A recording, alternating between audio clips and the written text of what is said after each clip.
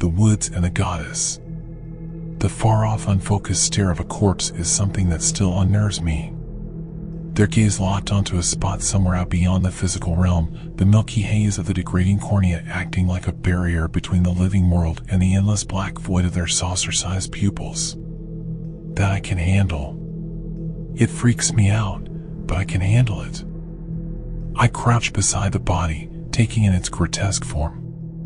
But this was unfreaking natural. The body was male, mid-20s.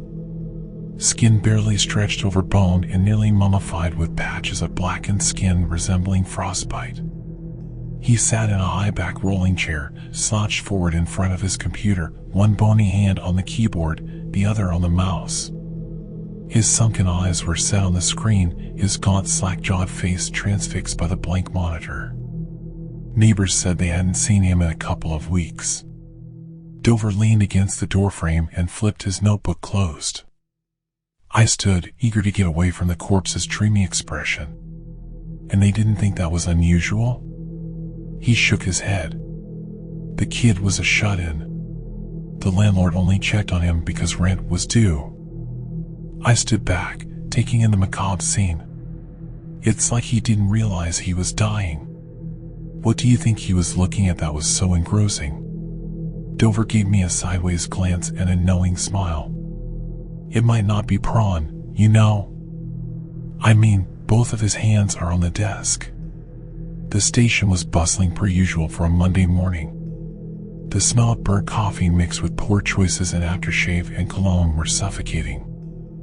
I sat at my desk opposite Dover's, mine stacked with manila folders and random documents to be filled out or filed, and his spotless, with the exception of a couple of tchotchkes of unknown origin. It had been a week since the emaciated corpse had been found, and I held the freshly delivered coroner's report in my hands. I skimmed rapidly through the medical jargon on my way to the summary page. Severe organ damage, likely from dehydration and malnutrition. I shook my head in disbelief. How does an otherwise healthy person just let themselves die like that? Self-ending? Dover said, reading the report over my shoulder. I exchanged the file for the proffered cup of coffee in his hand. There are a lot quicker, less painful methods than slowly dehydrating to death. He nodded, taking a seat. Jenna Harkins, one of the officers, knocked timidly on the door before stepping in. Detective Gable? You two are working that mummified corpse case, right? Yeah, but there's not much to work. It looks like an accidental death. Well then, I guess I have some bad news for you. I took a bracing gulp from my cup, then gestured the go-ahead. There are more. A lot more. 38 deaths in total peppered the country. Wasted, emaciated bodies found at their computers, game consoles, or in front of their TVs. Some clutching cell phones and tablets in a rigged death grip. The cases were ruled accidental, then closed without much thought until more steadily began to roll in. It didn't take long for the labels to switch from accidental to suspicious. We managed to trace the first known case back to early December, 2 days after the worst blizzard the state had seen in decades. Dover requested archives to be on the lookout for any similar cases occurring before our suspected victim zero. Speculation began to circulate about the cause of the mysterious deaths, ranging from cult activity to Sergeant Vickers' less accepted occult activity, but the more withered corpses I saw, the more I began to believe Vickers. So far they've all been male, between 18 and 65, I thought out loud as Dover strode ahead, ducking under the yellow tape, then stretching it overhead, allowing me to pass beneath. And they were all using some kind of electronic device capable of connecting to the internet. I weaved through uniforms to the living room of the small bungalow. Jenna approached, looking worse for wear and obviously rattled.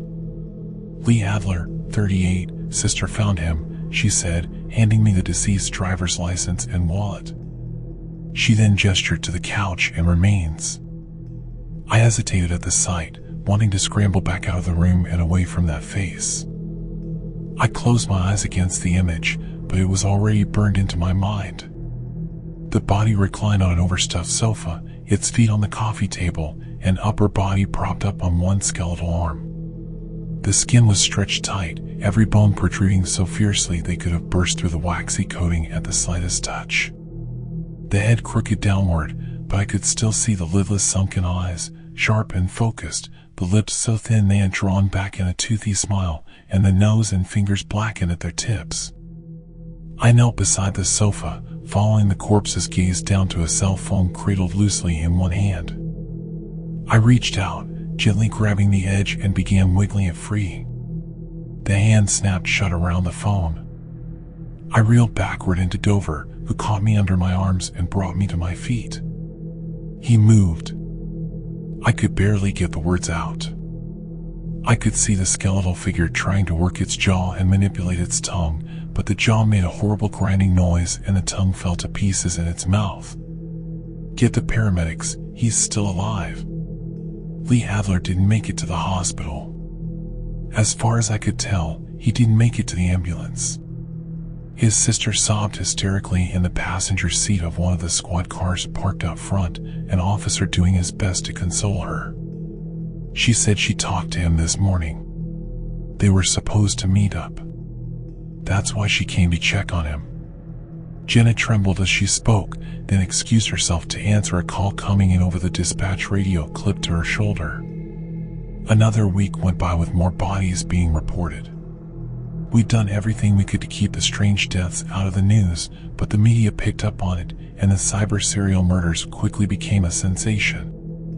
We warned people to limit their computer usage, to stay off the internet unless absolutely necessary, but the deaths trended on every social media platform and were the most popular search on all major search engines, so a fat lot of good that did. It felt like a never-ending series of events, leaving no time for sleep or even a small respite.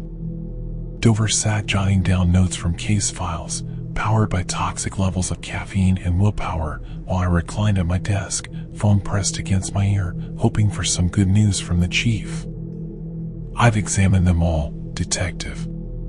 There's no sign of disease, injury, or illness, none that would result in death anyway, and now, I don't think we can rely on time of death either. Why not? The last victim, Adler, his organ temperature at death was already in line with ambient temperature. It should have taken several hours to fall such a degree. I'm sorry, Detective, but I'm at a loss. I pinched the bridge of my nose and thanked Dr. Rosenfield for her time before hanging up, then sat staring at the photos of shriveled faces laid out in full horrific color until a sudden shrillness roused me from thought. A great deal of commotion was coming from the lobby. I sprinted down the hallway and into the clerk's office with Dover at my heels. A group of people were shouting and waving their arms in the air on the other side of the safety glass, trying to get the attention of the desk clerk, who refused to look up from his laptop. Dover tried to settle the restless crowd, while I crept up behind the clerk, peering over his shoulder. "Peters, what the hell are you doing?" He ignored me, continuing to stare at the computer screen. A young woman, 18 or 20 years old, stared back. She smiled, fixing her black snowflake-dotted hair as it fluttered in the wind. Her nearly translucent skin blended in with the fallen snow around her. Sunlight streamed through icy pine boughs in the background, wrapping the girl in a halo of warm yellow light. Somehow she seemed familiar. I was sure I knew her face, but I couldn't recall where I'd seen her. It was then I noticed a chill in the air and saw Peters creating little puffs of steam with each breath. The young woman stopped to stare directly into the camera, locking eyes with the entranced clerk.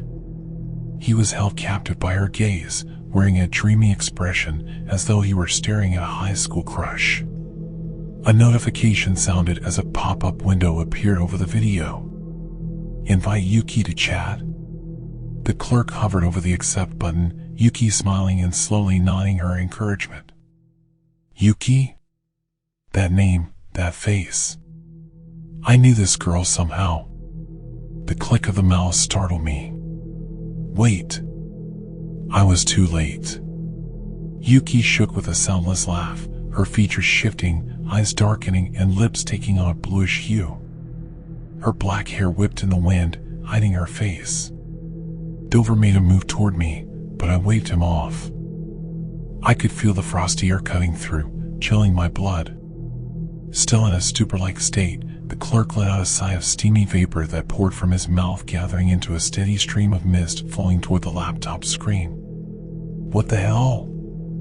I took a step back into the warmth of the office, then watched in horror as his face became taut and his eyes sunk deep into their sockets as more of the misty breath flowed from his mouth. Peters, snap out of it. I grabbed him by the shoulders, shaking him violently, but he didn't so much as blink. Dover lunged at the desk, grabbing the laptop, slamming the screen shut. Peters stirred, beginning to regain control, only to double over in agony as the mist continued to escape his lips. I turned the computer over, ripping out the battery and tossing it to the floor, but the clerk's wails of pain grew as he dropped to his knees, writhing on the dirty linoleum. Shit, shit, shit. I looked wildly around the office for anything to stop the invisible onslaught. Dover rushed to the large blinking modem on the back wall, grabbed the cord feeding and ripped it from the outlet. Peters let out a final sigh before his body sagged, becoming quiet and still. Now, we had seen it ourselves and there was no arresting it. That girl haunted me more than the smiling mummified faces of her victims. I knew I'd seen her face and heard her name. I stood at the missing persons board. Black and white photos and artist sketches stared back at me like a grim wallpaper design. The edge of a flyer caught my eye. It was just the corner of a grin and a name. Yuki Masaki. I grabbed the flyer, yanking it from the board. 2 months ago, 19-year-old Yuki Masaki went missing and was marked down as a runaway. I'd walked by her picture every day for a month before the other flyers overtook hers. Dover watched the solemn gathering of Peter's body as he was prepared to be taken to the ME, though at that point, an autopsy seemed trivial. A YouTube video sucked the life out of him. I'd like to see that typed up on the cause of death line. I handed Dover the flyer.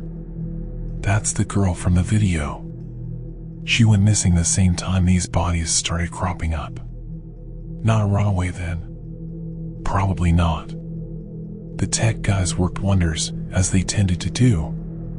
The station's computer traffic was monitored around the clock and they were able to tell us the video that killed Peters came in as a live stream from a cell phone, and with a little more time they would be able to give an exact location. A response unit was forming, but we couldn't wait. Calls were still coming in reporting bodies being found on trains and in internet cafes. We had to find the source as soon as possible. The IT team pointed us in the direction of a mountainous area of the national park just outside city limits. The signal came from over a mile off the marked trail, well into the white, craggy woods. Snow hung heavy on the pines, bending their branches low, making them creak in the slightest breeze. The sun was beginning to set and the blinding white of the snow softened into something a bit warmer in color, though it did nothing for the near sub-zero temperatures. The signal was remarkably strong for being so far into what should have been a dead zone. Dover and I crunched through the knee-high snow, making steady progress toward the last location we'd been given. "You hear that?" Dover said, stopping to cup his hand around his ear. "What is it?" I stood as still as I could, but all I could hear were the trees complaining under the weight of wet snow. Crying.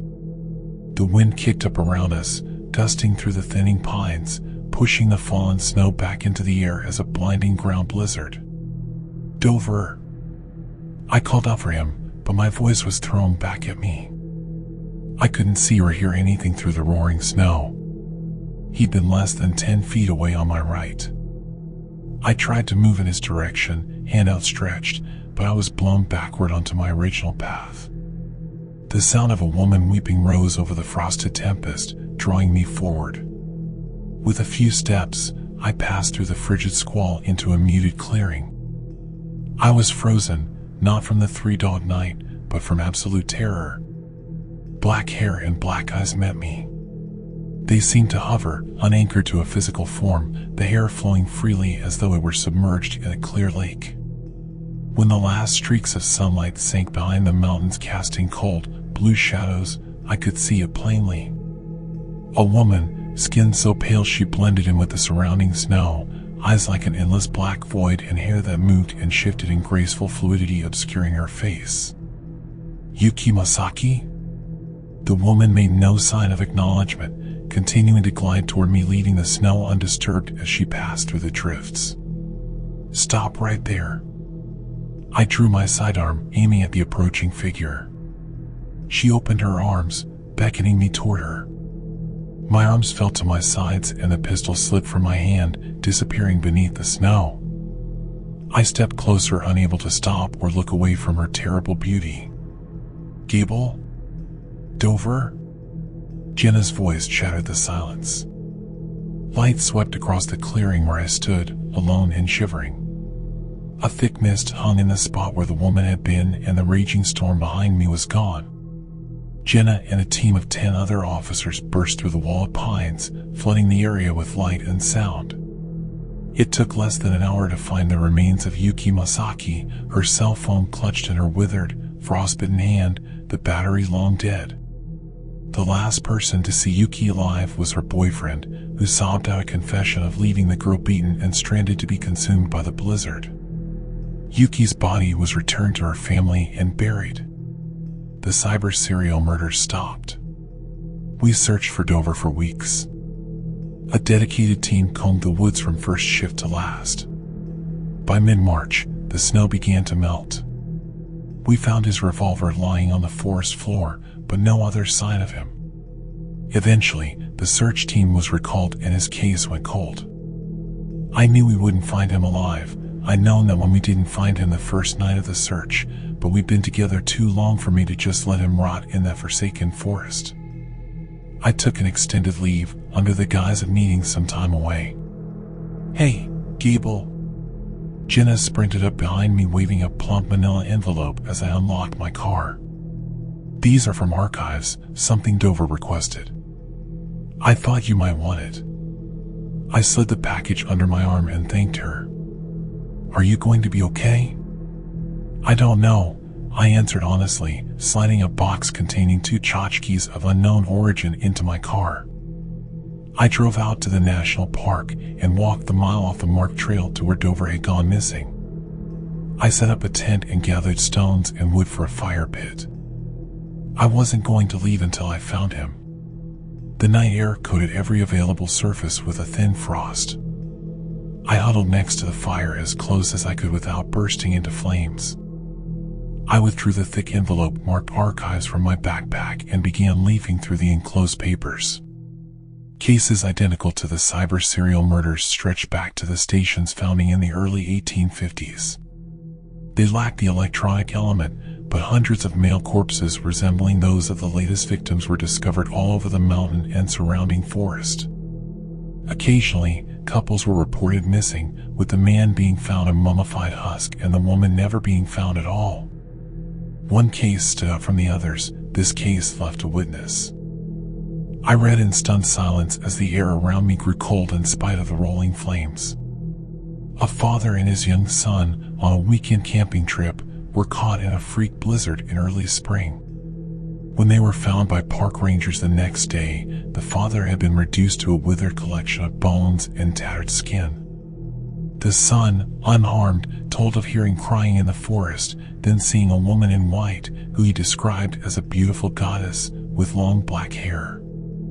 He said she sang to him before disappearing into a snowy mist. A blast of icy wind shook the trees and tore the papers from my hand, blowing them into the air and scattering them around the fire's stone pit. I quickly snatched them off the ground before another wind could tear through the clearing. I looked up to see Dover's thin, twisted figure slumped inches away, the dancing light casting shadows on his weathered face. Jesus, Dover. Snow began to fall in large flakes, heavier and faster with each passing second. A wailing cry bounced around the darkened pines as I grabbed my pistol. I knew it wouldn't do any good to run.